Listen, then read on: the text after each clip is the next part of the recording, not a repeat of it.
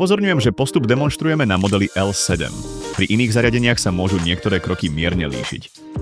Pred začiatkom práce odpojte stroj úplne od elektrickej siete. Následne vyťahnite ethernetový kábel. Začneme povolením skrutky na vrchnom kryte Minera a kryt odoberieme.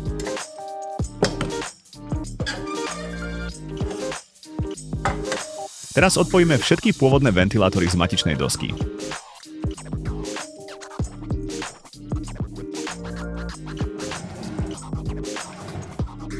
Postupne vyskrutkujeme všetky upevňovacie skrutky.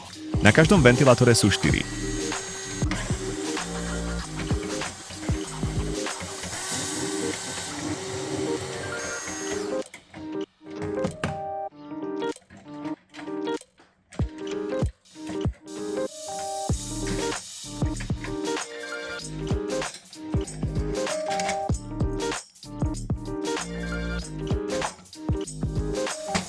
Staré ventilátory odoberieme.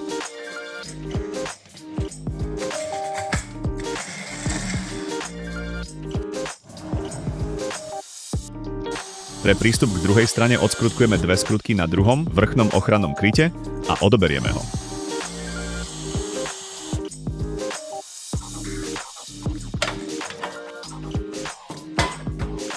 Následne zopakujeme proces. Vyskrutkujeme skrutky a odoberieme ventilátory aj z druhej strany.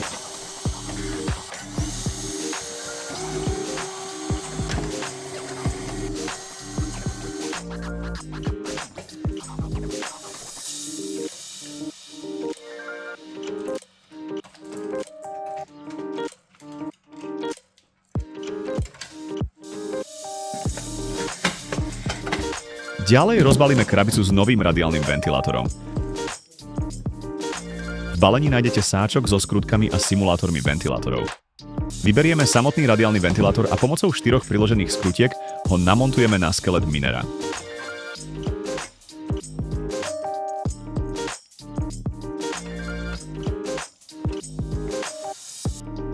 Aby miner nehlásil chybu kvôli chýbajúcim pôvodným ventilátorom, zapojíme simulátory ventilátorov do príslušných slotov na matičnej doske.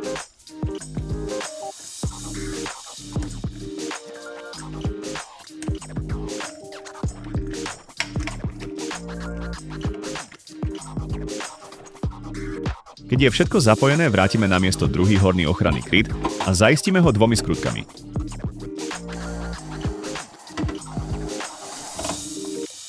Potom nasadíme hlavný horný kryt stroja a prichytíme ho skrutkou.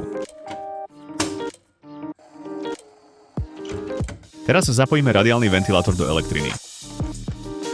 Pomocou potenciometra na ňom ho zapneme.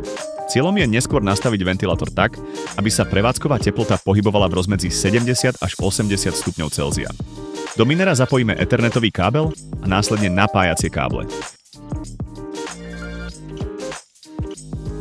Napájacie káble zapojíme do zásuvky súčasne. Po zapnutí inicializujeme ťažbu. Teraz budeme upravovať otáčky radiálneho ventilátora podľa aktuálnej teploty v rozhraní Minera. Medzi jednotlivými zmenami otáčok odporúčame nechať aspoň 5-minútovú pauzu, aby sa teplota stihla ustáliť. Po finálnom nastavení otáčok skontrolujte stabilitu teplot približne po hodine ťažby.